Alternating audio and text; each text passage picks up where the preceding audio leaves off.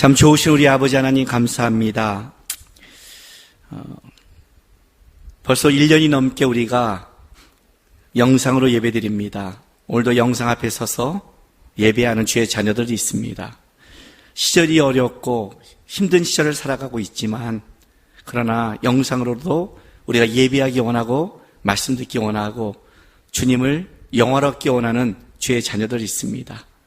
하나님, 그들의 삶 가운데 임재하시고 오늘도 주의 뜻을 깨닫게 하시고 어떤 시절, 어떤 어려움을 겪든지 그 자리에서 하나님의 뜻을 쫓아가는 주의 자녀 될 수 있도록 오늘도 역사해 주시고 함께해 주시옵소서. 감사하며 예수님의 이름으로 기도했습니다. 아멘. 하나님의 말씀 보겠습니다. 창세기 35장 16절에서 29절까지 제가 봉독하겠습니다.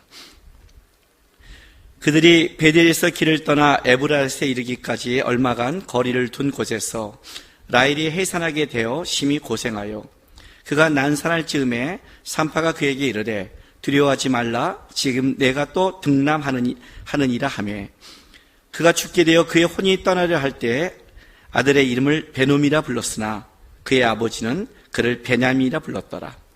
라헬이 죽음에 에브랏 곧 베들레헴 길에 장사되었고 야곱이 라헬의 묘에 비를 세웠더니 지금까지 라헬의 묘비가 일컫더라. 이스라엘이 다시 길을 떠나 에델 망대를 지나 장막을 쳤더라. 이스라엘이 그 땅을 거주할 때 루벤이 가서 그 아버지의 첩 비라와 동침하며 이스라엘이 이를 들었더라. 야곱의 아들은 12이라. 레아의 아들들은 야곱의 장자 루벤과 그 다음 시몬과 레이와 유다와 이살과 스불론이요. 라헬의 아들들은 요셉과 베냐민이며 라헬의 여종 비라의 아들들은 단과 납달리요. 라헬의 여종 실바의 아들들은 갓과 아셀이니 이들은 야곱의 아들들이요 밧다람에서 그에게 낳은 자더라. 야곱이 기럇 아르바의 마므레에 가서 그의 아버지 이삭에게 이르렀더니 기럇 아르바는 곧 아브라함과 이삭이 거류하던 헤브론이더라. 이삭이 나이 180세라. 이삭이 나이 많고 늙어 기운이 다함에 죽어 자기 열조에게 돌아가니 그의 아들 에서와 야곱이 그를 장사했더라. 아멘. 이 창세기 이 35장 오늘 지금 우리가 읽은 이 뒷부분은 어떤 그 장이냐면 창세기 25장부터 창세기 35장까지 이제 이삭의 역사를 쓰지만 그냥 이삭의 역사가 아니라 야곱과 묶여있는 역사죠. 이 말은 무슨 말이냐면 아브라함과 이삭과 야곱으로 이어지는 하나님의 섭리가 누구한테 가느냐, 이삭의 선택이 이제 그 누가 이을 거냐를 다음 세대의 야곱과 엮여서 이제 쭉 같이 오는 와중에 오늘 이제 35장 끝절에 이삭의 죽음을 맞이하는 겁니다.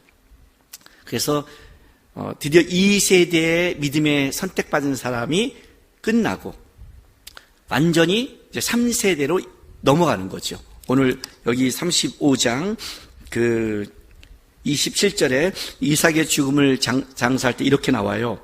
야곱이 기럇 아르바의 마므레에 가서 그의 아버지 이삭에게 이르렀더니 기럇 아르바는 곧 아브람과 이삭이 거류하던 헤브론이었더라. 그죠? 야곱이 어디로 갔어요? 아브람과 이삭이 거류하던 헤브론이었더라. 진정한 고향, 본향, 아브람과 이삭을 있는 장소에 왔더라. 그래서 오늘 이제 이게 딱 하는 거예요. 그래서 드디어 이 세대의 끝 마무리를 35장에 지어지면서 야곱과 함께 야곱의 3세대로 완전히 이어짐을 하나의 선포하고 끝나는 겁니다. 그리고 이제 36장에 가서 에서의 족보가 나오고 37장부터 어떤 이야기가 시작되냐면 이 세대가 끝났으니까 완전한 이제 3세대 그리고 이스라엘로 바뀐 선택받은 자 야곱과 그의 아들들, 도대체 그 선택받은 아들 중에 누가 하나님 나라의 우선권을 가지느냐, 누구에게 하나님이 더 은혜와 축복으로 끌어가느냐, 이제 그게 37장부터 야곱과 12아들, 12지파의 이야기로 넘어가는 거예요. 이제 그 분기점이 하나의 딱 선을 그어주는 것이 35장 이제 마무리입니다. 이삭이 이제 180세, 그의 열조 하나님에게 돌아가는 걸로 마무리하고, 그리고 에서와 야곱이 장사 지내는 겁니다. 저는 이제 목사이기 때문에 그 장례식장을 참 많이 갑니다.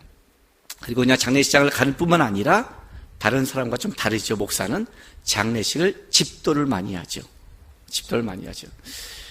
제일 그 난처했던 그 장례식에 그 집도할 때 가장 어려웠던 게 뭐냐면, 제가 목사 됐을 얼마 안 됐을 때, 연속해서 장례식을, 인도했는데, 그 장례식이 뭐냐면, 높은 데서 이렇게 떨어져서, 일찍 죽은, 30대를 장례식을 하는 거였습니다. 굉장히 어려웠어요. 우리가 흔히 말하는, 죽음이, 하늘나라 간 사람이 호상은 없잖아요. 그럼에도 불구하고 우리가 호상이라 할 때는 뭐예요? 성경 말씀대로 강건해야 7, 80이라는 적어도 80을 넘어갈 때, 그때는 어쨌든 하나님 은혜 안에서 우리의 연수를 살았으니까 그래도 가족도 준비되어 있고 위로의 말도 있고 이렇게 하지만, 이렇게 베란가 30대의 어떤 사고로 이렇게 천국에 가버리면 참 어려웠어요. 그 다음에 40대에 병으로 죽은 거예요. 굉장히 어려웠어요. 그때 저도 젊을 때인데, 이 장례식에 가서 어떻게 할 것인가. 그리고 제가 제일 난처했던 거는, 아기가, 갓난 아기, 2년도 안 된 아기가 천국에 갔을 때. 이럴 때는 어떻게 하나. 참 어려워요. 진짜 어려워요. 장례식에 가서 단순히 조문하는 게 아니라, 거기에 하나님의 어떤 뜻, 어떤 걸 얘기하는 거예요. 근데 이 장례식에 가면요, 그래도 가장 그가 세상적으로는 30세든 40세든 50세든 더 어리든 세상적으로는 어떻게 할지는 모르지만 그래도 위로할 수 있는 사람이 있어요. 어떤 사람인 줄 아세요? 예수님 믿는 사람이에요. 아무리 80대 90대가 돼도 예수님 안 믿었고 돌아가셨어요 하면 위로를 못해요. 왜? 그게 끝이니까. 그게 끝이니까.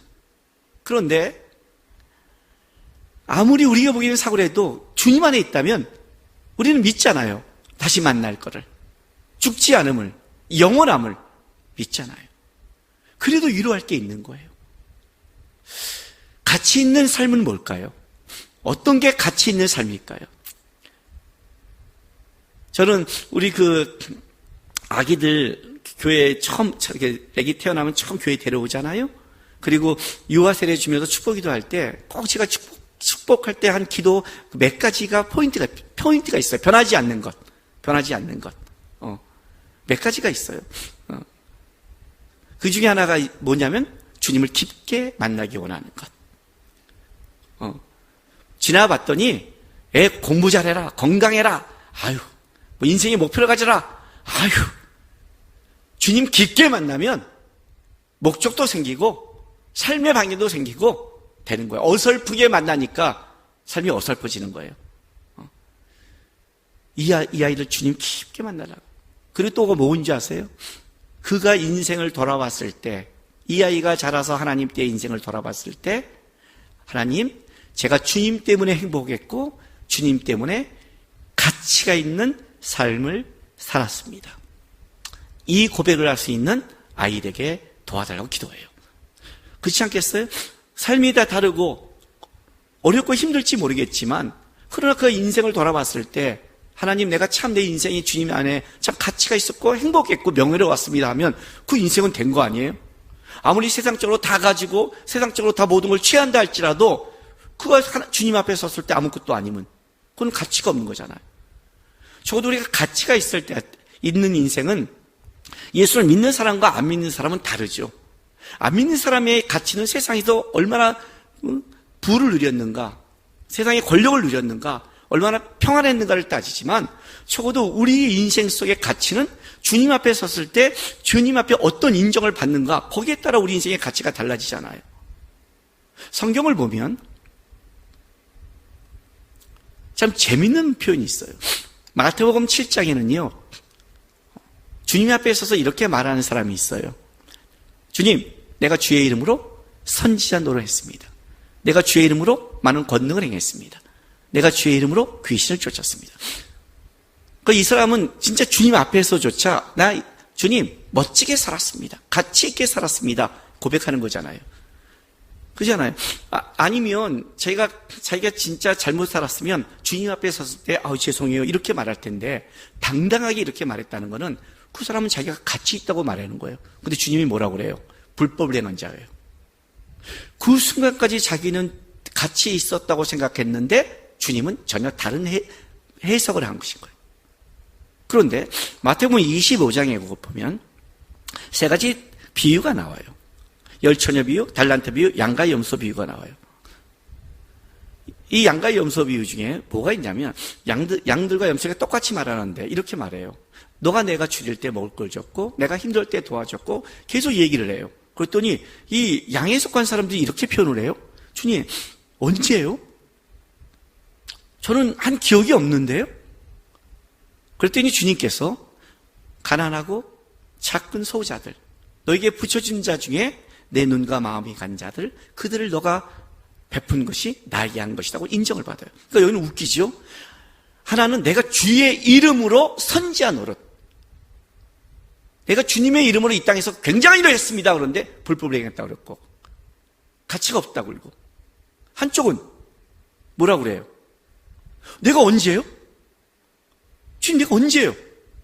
그렇게 말하는데, 아니, 네가 한 행동이 나에게 한 거야. 너 가치 있는 삶 살았어. 이렇게 말해버리는 거예요. 그렇다면 아주 웃기죠? 지금 우리가 이 땅을 살아가고 있는데, 지금 우리가 나 이 땅에서 하나님 앞에 가치 있어, 삶 살았어. 그게 과연 주님 앞에서 가치 있는 평가를 받는다고 확신할 수 있을까요? 나의 삶은 이게 뭐야? 내 삶은 이게 진짜 세상에서 이렇게 사는 게 맞아? 했는데 그게 진짜 가치 없는 삶일까요? 내가 살아가는 것 자체가 내가 가치 있는지 없는지 내가 평가를 못하고 있는 거예요, 지금요. 이해가 되세요? 교만은 자기가 자신을 평가하는 거예요.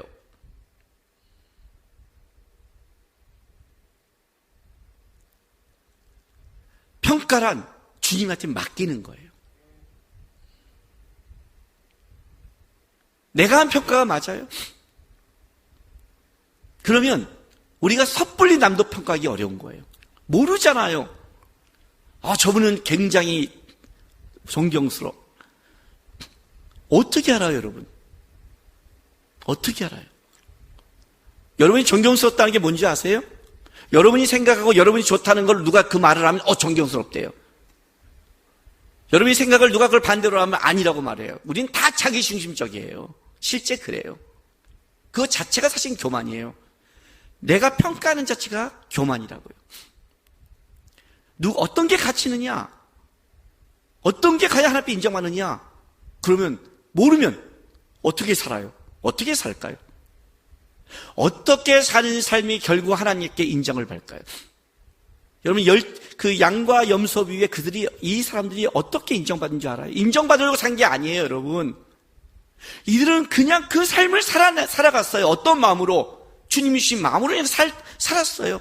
그러다 그 옆에 준 부족하고 연약한 자들에게 주님의 마음으로 그냥 베풀고 살았는데 그게 주님께 인정받은 거예요. 무슨 소리인지 아세요? 오늘 본문이 그 얘기를 하고 있다는 거예요. 저는요, 야곱이 좋아요. 저뿐만 아니라 어떤 많은 성도들도 성경에 아브라함, 이삭, 야곱 그러면 누가 좋아? 그러면 야곱이라고 그래요. 근데 그게 왜 야곱이냐면 아브라함처럼 모범생처럼 주님이 떠나! 그러면 떠날 자신도 없고, 이삭 바쳐! 그러면 바칠 자신이 없으니까 아브라함은 말 못하고, 이삭은 뭐예요? 칼 따고 딱 해도 아멘! 이 자신이 없는 거예요. 근데 야곱은 벌써 태어날 때부터 발목을 잡아요. 좋아. 많이 해봤어. 근데 발목 잡는다고 인생 끝나지 않아. 별짓 머리 다 써. 잔머리 다 굴려. 하나님과 싸워. 하나님과 우리 싸우잖아요. 고집부리잖아요.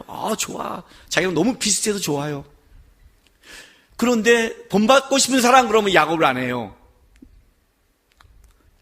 본받고 싶은 사람 그러면 겁도 없이 요셉 그래요. 어떤 사람은 어디까지 간지 욥 그래요. 정신이 없는 거죠. 정신이 없는. 욥을 본받고 싶어요? 축복해 줄까요? 오늘 밤에 여러분이 사업 다 날라고 집 다 불타고 자식 새끼 싹 죽어버리고 그런 축복이 있을지어다 하고, 누구는 또 예수님이래요. 겁도 없이. 당장 끌려가서 십자가에 못을 박아야 정신을 차리죠. 왜요? 왜 야곱은 본받고 싶지 않아요? 야곱은 벅차거든요. 왜냐하면 야곱은 죽을 때까지 고생을 해요. 야곱은요, 태어날 때부터 에서의 발목을 잡아요. 왜요? 축복받기 위해서. 축복을 받았어요. 근데 어떻게 돼요? 그 축복의 땅에서 에서가 남고 지가 쫓겨 가요. 20년을. 그리고 막 겨우 살았어요. 왔어요. 와서도 또 디나 사건으로 또 문제를 심각하게 벌어져요. 그리고 이제 나왔는데, 여러분, 야곱이 어디서 죽어요? 그 땅에서 못 죽어요. 죽을 때 다시 애굽에 가요. 죽을 때까지 야곱은 고생해요. 그리고 우리 야곱이 시든 거예요. 요셉처럼 총리가 좀 되던가. 총리가 좀 되던가. 야곱은 본받으려고 안 해요. 저도 야곱이 좋냐? 좋아요. 본받고 싶냐? 본받고 싶어요. 어떤 면에서? 저는 창세기 49장 때문에 그래요. 왜 그런 줄 아세요? 아브라함과 이삭과 야곱 중에 마지막에 12지파를 축복하며 마지막에 그걸 기록을 남긴 자는 야곱이에요. 그 말년에. 이삭은 나중에 영적으로 눈이 어두워져서 축복을 야곱에게 되는데 에서에게 주려다가 문제를 일으켰잖아요. 야곱은 마지막에 눈이 가려워져도 요셉보다 영적으로 총명했고, 에브라임과 므낫세를 갖고 왔을 때 손을 어긋 맞춰서 요셉에게 그걸 틀려불자, 아니다 아들아 나도 안다. 그러나 작은 아들에게 하나님의 은혜와 역사가 갈 것이라는 것을 마지막까지 하나님의 은혜와 역사를 얘기하는 사람이에요. 그런 면에서 저는 야곱이 좋아요. 제 말년에 하나님 나라에 가기 전까지 영적인 분별력을 잃지 않고 끝까지 축복의 통로가 되는 그런 사람이 그 야곱이기 때문에 저는 야곱이 좋아요. 좋은데 야곱을 볼 때 벅차요. 왜요? 아브라함은 보세요, 여러분. 이삭을 바친 후에 그 마지막에 끝까지 삶이 그래도 평탄했어요.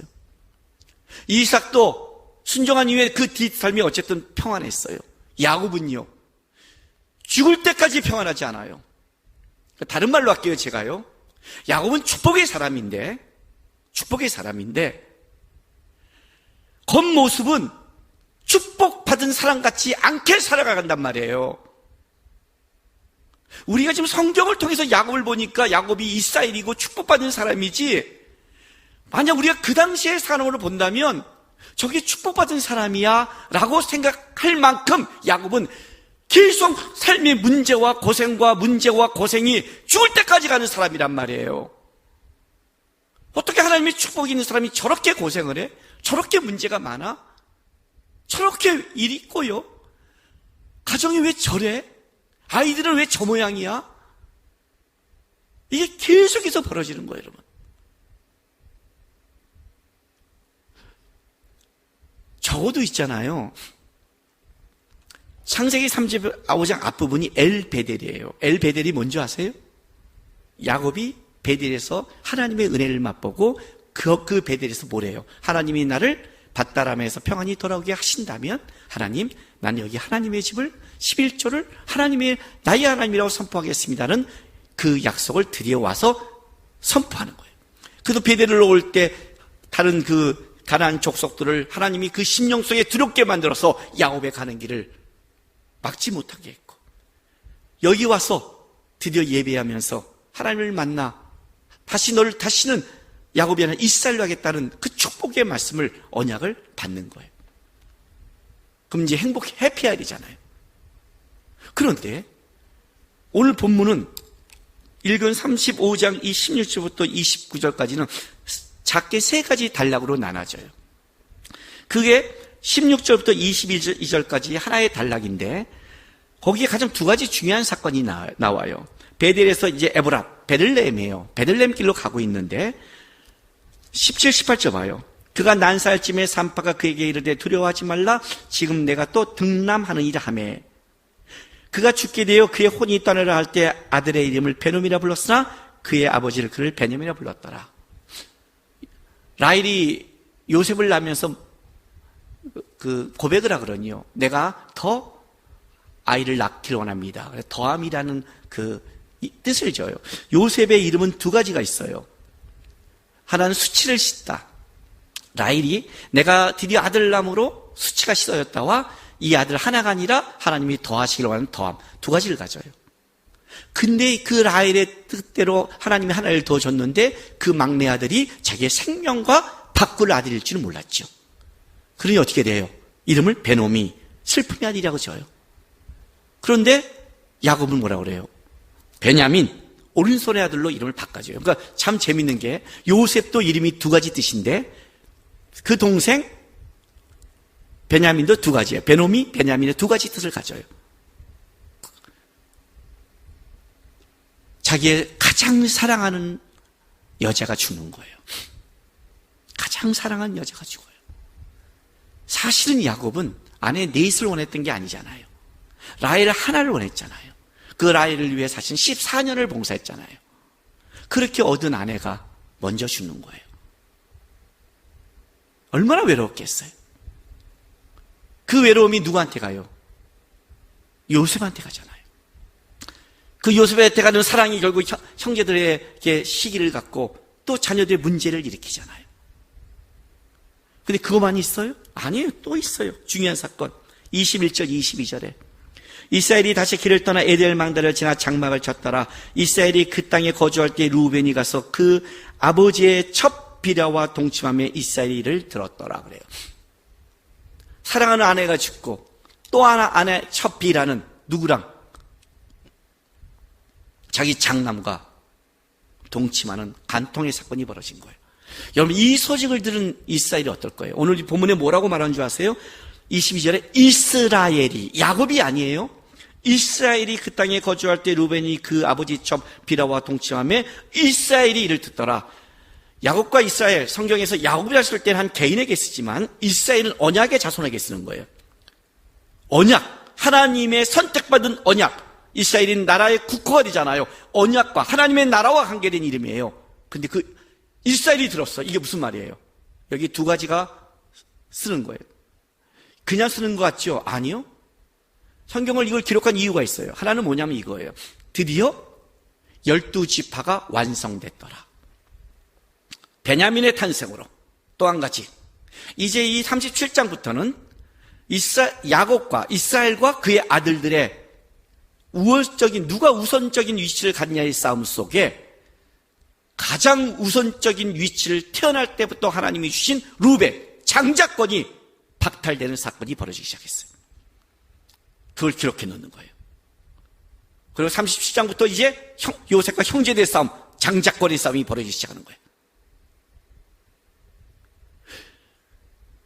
12지파가 완성됐고 장자권의 싸움이 있다는 성경은 기록하지만 개인 야곱의 눈으로 한번 보세요. 어떻는지. 어떤 눈으로 개인 야곱을 한번 보세요. 엘베델, 하나님을 만났잖아요. 이제 베델에 왔잖아요. 하나님을 선포했잖아요. 그러면 야곱의 인생은 좀 쉴만도 한데, 평안할 만도 한데, 가장 사랑하는 아내가 죽어버리는 거예요. 야곱의 외로움이죠. 또 고난이 와요. 걷다가 충격적인 말을 들어요. 장남이 자기 첩과 간통한다는 말을 들었어요. 야곱의 심정이 어땠을까요, 여러분? 무너지고 찢어졌을 거예요. 찢어졌을 거예요. 성경이 이걸 기록해 가는 거예요, 그냥. 야곱같이 고생하는 사람이 없어요. 그러니 그 베냐민하고 요셉이 얼마나 어렵겠어요, 여러분. 그 사랑하는 아내의 아들이기도 하지만 또 여러분 막내는 그 위와 달라요. 우리 교회 셋째 난 사람이 꽤 많아요. 우리 교회는 그 자연적 교회 성장을 이루는 교회예요. 1년에 유아 세례만 20몇 명을 해요. 계속 태어나요. 우리 교회가 지금 4세 밑이 150명이 넘어요. 그리고 5세부터 고등학교가 또 170명이 넘고요. 그러니까 그게 막 옆에서 전도한 게 아니라 거의 뭐 최고 애를 많이 있는 사람이 6명, 4명, 3명은 뭐 지금 우리 교회를 보면 한국이 왜 아이들이 없어? 뭐 이럴 만큼 우리는 저는 상 받아야 돼요. 상. 동네 이름이 좋아요. 또 다산노예요. 또 이렇게 말하면 또 그 다산이라고 생각한다 또. 여러분 또 설교 듣다가 이러지 마세요. 목사님이 교회 이름 이런 걸 믿으시나요? 또 이렇게 정식으로 묻는 사람이 있어요. 하여튼 막 나요. 애를 막 낳아요.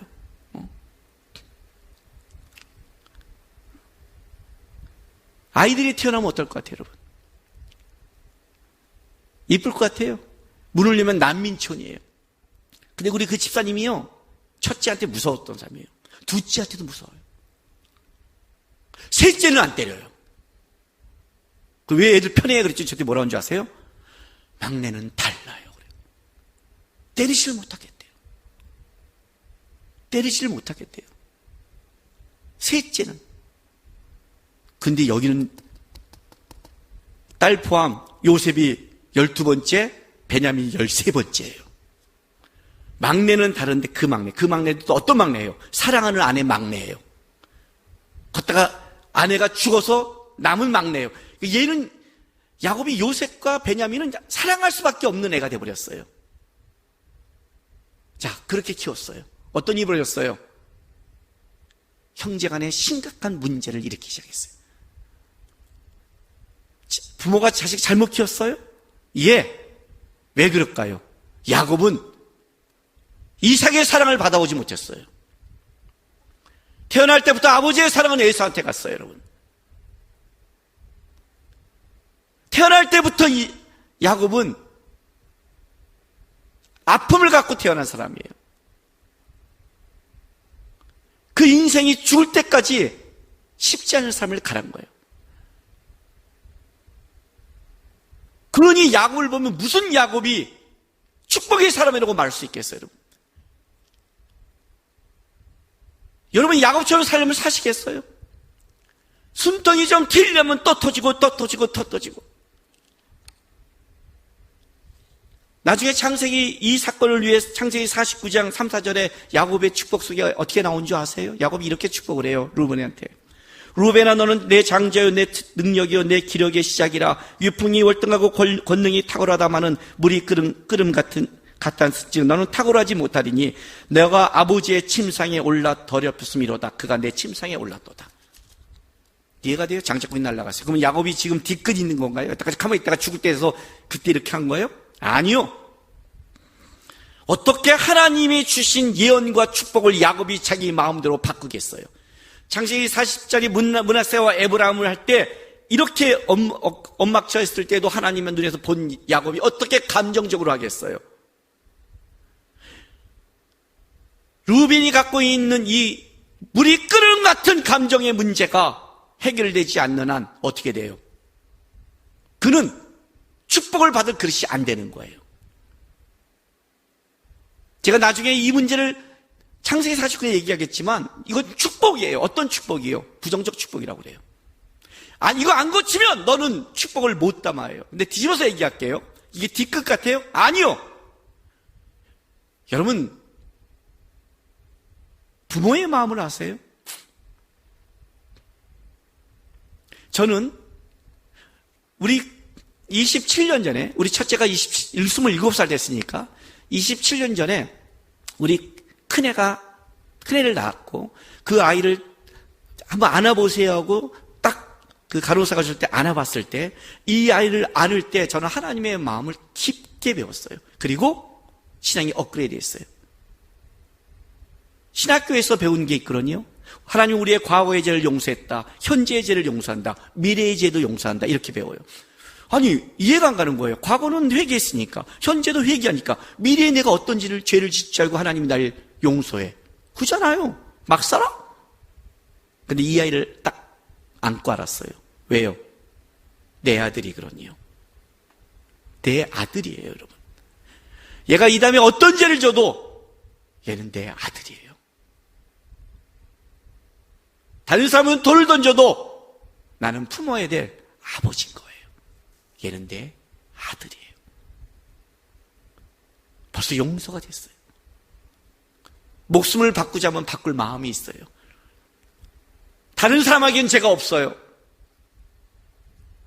내 자식한테는 얘가 병이 걸려서 내가 이식하고 내가 죽는다면 전 이식하고 죽을 마음이 있는 내 아들인 거예요. 그 아들을 보면서 하나님이 김남국보다 못하랴. 미래에 제가 용서됐단 말을 알았어요. 막살나는 게 아니라 내 아들이구나. 너는 내 아들이라. 사랑하는 내 아들이라. 이 말이 이 아이를 보고 제가 이해가 됐어요. 루벤을 향한 이것이 뒤끝이라고 생각해요? 야곱이 그 자식들을 위해 기도했다면 어떤 기도를 했을까요? 루벤을 위해 기도했다면 어떤 기도를 했을까요, 여러분? 비라의 간통 사건을 들은 것이 그 끔찍한 야곱의 낙심이 어떤 기도가 나왔을까요? 야곱의 축복은 그냥 입술로 하는 축복이 아니죠. 그 자식들을 위해 기도와 그 자식들을 바라보는 그 마음 속에 하나님의 눈과 마음으로 한 축복이었죠. 이 사건은 야곱의 평생 죽을 때까지 짊어지고 간 기도의 내용이요. 장자가 장자권을 날아간 사건에 대한 안타까움이요. 그거를 죽을 때까지 갖고 가는 거예요, 야곱은요. 그의 마음. 죽을 때까지 야곱의 마음은 편한 적이 없었어요. 근데 야곱은 그럼 불행한가요? 재밌는 게 이거예요. 23절부터 26절에 2세대를 마무리하고 3세대로 시작된 성경이요. 2세대의 그 20절, 29절에 이삭의 죽음, 2세대의 죽음을 끝나기 바로 전에 이렇게 23절부터 얘기해요. 22절 그 끝에부터 있죠. 뒷부분부터 야곱의 아들들은 12이라 이렇게 하고 딱 이제 37장에 시작될 그 12지파의 아들을 기록해놔요. 근데 한번 다시 여러분 들어보세요. 성경을 23절부터 제가 읽어줄게요. 12이라 레아의 아들들은 야곱의 장자 루벤과 그 다음 시몬과 레이와 유다와 이사갈과 스브론이요. 라헬의 아들들은 요셉과 베냐민이며 라헬의 유종 비다와 아들들은 단과 납달리요. 라헬의 여종 실바의 아들들은 갓과 아세린이 이들은 야곱의 아들들이요. 밧다람에서 그게 낳은 자더라. 좀 이상하지 않아요? 26절 보세요.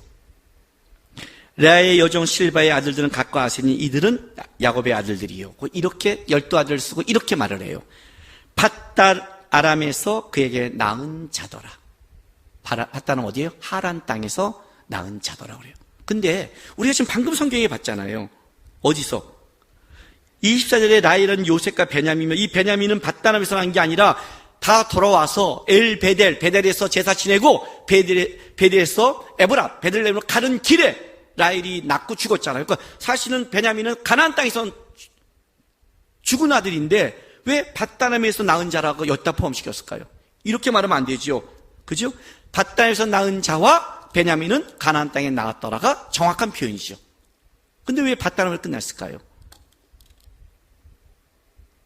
하나님이 야곱을 밧다람에 보내서 하란 땅에서 뭘 했냐면 야곱의 기업을 세웠어요. 하나님의 기업을 세웠다고요. 그 기업에는 뭐예요? 하나님이 생각한 12지파와 뭐예요? 야곱의 재물이었어요.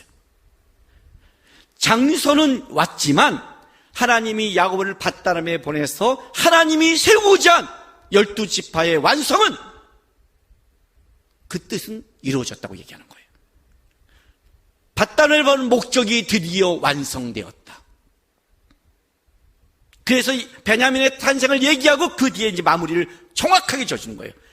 돌아와서 엘베에서 제사하고 하나님이 한 기업, 단순히 야곱의 아들이 아니라 야곱의 아들이면 11명이면 어떻고 10명이면 어떻고 1명이면 없고 없으면 어때요? 그건 야곱의 자식인데. 근데 하나님은 12지파를 만들려고 했거든요. 베냐민을 탄생하고 야곱의 기업이 아니라 하나님의 기업 12지파가 드디어 완성되었다라고 기록하는 거예요. 여기. 야곱이 알았을까요? 이 베냐민의 탄생이 하나님의 뜻, 밧다람에서 나를 보내는 하나님의 뜻이 완성됐다는 걸 야곱이 알았을까요? 야곱도 몰랐을 거예요. 나중에 이것이 출애굽에서 나오면서 12지파가 되고 그 12지파를 만들고 하나님의 이스라엘을 만들 때 천국에서 알았겠죠. 무슨 말을 하고 있는지 아세요, 여러분? 비전이 뭘까요? 제가 항상 말하는 비전이 뭘까요? 비전이 뽐나고 멋진 일일까요? 멋있는 어떤 일을 하는 게 비전일까요? 비전 그러면 저는 하나님께 이런 꿈이 있습니다. 저는 이런 걸 꿈입니다. 그게 과연 진짜 비전과 진짜 하나님이 원한 걸까요? 내가 주의 이름으로 선지자를 했습니다. 아니면 어떻게 하려고요? 비전이 뭘까요? 신앙의 기본적인 법칙이 하나 있습니다. 예수를 따라가는 사람들은 갖고 있는 기본적인 게 있어요. 그게 뭔지 알아요? 누구든지 나를 따르려면 자기를 부인하고 자기 십자가를 지라는 게 가장 기본입니다. 예수를 쫓는 것은 일단 자기 부인부터 시작되는 겁니다. 자기를. 내게 부인돼야 하나님 거를 쫓을 수 있습니다. 내 거와 하나님 거는 상충됩니다. 왜? 하나님께 뽐나지 않으니까, 멋지지 않으니까, 모르니까 어떤 때는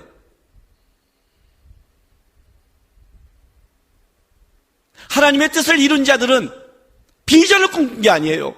어떤 자들이 하나님의 뜻을 이룬 줄 아십니까? 자기에게 준 시대를 살아낸 자들이 하나님의 뜻을 이루었어요. 다. 자기의 시대 속에 하나님이 자기를 끌어가는 것을 살아낸 자들이에요. 다. 아브라함은 본토 지쳐 아비 집을 떠나 출발하래요. 그는 떠나다 계속 쫓아다니기 시작했어요. 그 시대 속에 자기의 삶을 하나님이 말한 대로 간 거예요. 그게 아브라함이 가는 길 속에 믿음의 길이 형성됐어요. 이삭은요, 버티는 거예요. 가나안 땅에서, 축복의 땅에서. 애굽에 가지 말고.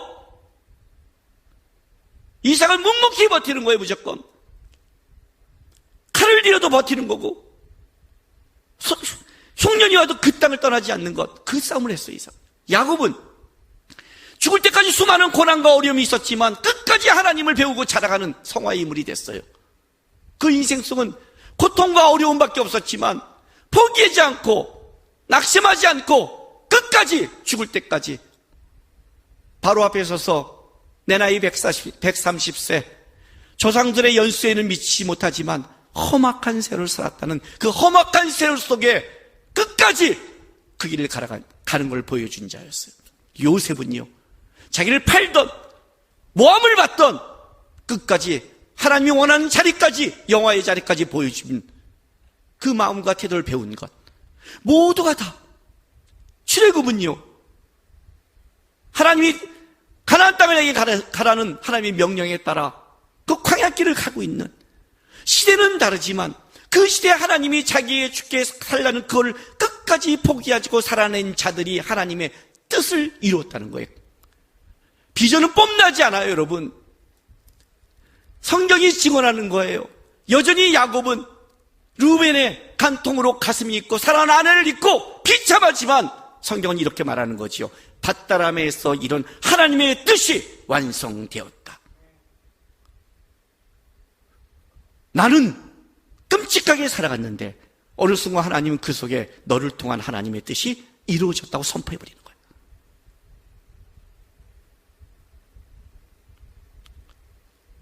신앙에 센 사람은요, 어떤 사람이 가장 센 사람인 줄 아세요? 항상 씩씩한 사람? 상처가 와도 괜찮아 이런 사람? 주님 살아계시 할렐루야 이런 사람? 아니에요. 야곱처럼 가슴이 찢어지기도 하고 머물기도 하고 발목 잡기도 하고 환도뼈 맞기도 하고 끔찍한 소식을 듣고 가슴이 찢어지기도 하지만 끝까지 포기하지 않고 자기의 삶을 쫓아가는 자, 살아가는 자, 그가 센 거예요. 그렇게 살아가면 하나님이 이루신다고 하라는 거예요. 하나님이 이루신다고. 어떤 신앙이 좋은 신앙인 줄 아세요? 어떤 신앙이 가치 있는 신앙인 줄 아세요, 여러분? 내가 이거 멋진 거 했으니까 이건 가치 있겠지. 아니요. 여러분의 눈, 여러분의 판단 믿지 마세요. 그런 생각을 가질수록 그 사람은 더 가치 없는 일이에요. 내가 주의 이름으로 선전했으니까 가치 있겠지? 그럴수록 불법을 행해요. 어떤 자? 변함없이 성경에 동일하게 말하는 것 딱 한 가지 있어요. 끝까지 주를 의지하는 자. 끝까지 주를 의지하는 자. 아내가 죽고 자식이 간통해도 끝까지 주를 의지하고 살아가는 자. 험악한 세월을 살아내도 하나님을 붙잡고 끝까지 의지하고 가는 자. 그 자를 통해 하나님은 일하시고 드러내시고 가치 있게 만든다는 거예요. 여러분, 지쳤다고 하지 마시고 힘들다고 하지 마시고 자폭하지 마시고 다시 주를 끝까지 의지하고 여러분의 인생을 살아가세요. 어느 순간 하나님이 야곱처럼 이렇게 말할 겁니다. 너를 통한 이 땅의 뜻을 네가 살아감으로 내가 이루었어. 그 멋진 하나님의 고백을, 하나님이 여러분을 향한 말이 천국에서 하나님 앞에서 인정받는 여러분 되시기를 주님의 이름으로 바랍니다. 기도하겠습니다. 하나님, 내 판단, 내 시야, 내 눈, 내 안목, 그거 믿고 따라가는 신앙 되지 않게 도와주십시오. 내가 지금 좋다고 가치 있다고 말하지 않고 내가 힘들다고 가치 없다고 내 판단이 아니라 하나님이 나를 보냈다면 하나님이 나를 통해 끝까지 만드실 걸 생각하면서 하루하루 주님 의지하고 주님 바라보고 끝까지 살아내는 신앙 되게 해달라고 우리 다 같이 기도하며 가겠습니다. 기도하겠습니다. 할렐루야. 아버지 하나님 감사합니다. 오늘도 주 앞에 나와 예배됩니다. 오늘도 주님을 바라봅니다. 주님, 호흡이 있는 한, 생명이 있는 한, 오늘도 우리 아침에 삶을 깨우는 한 벅차고 힘들어도 살아내는 신앙 되게 도와주십시오. 끝까지 주님을 의지하고 달려가는 신앙 되게 도와주옵소서. 끔찍한 소식을 들었고 낙담한 일이 생겨도 나를 통해 일하시는 하나님의 뜻, 계획, 역사를 믿으면서 오늘 하루를 주님을 붙잡는데, 주님을 의지하는데, 주님을 쫓아가는데 최선을 다하는 신앙 되게 하나님 도와주옵소서. 내가 나를, 내 삶을 판단하지 않게 도와주옵소서. 하나님이 뜻이 있어 이 땅에 보내시고 뜻이 있어 끌어가신다면 하나님 안에 내 인생이 있다는 걸 믿고 오늘도 하나님 안에 살아내는 신앙 될 수 있도록 하나님 도와주시고 함께하여 주시옵소서.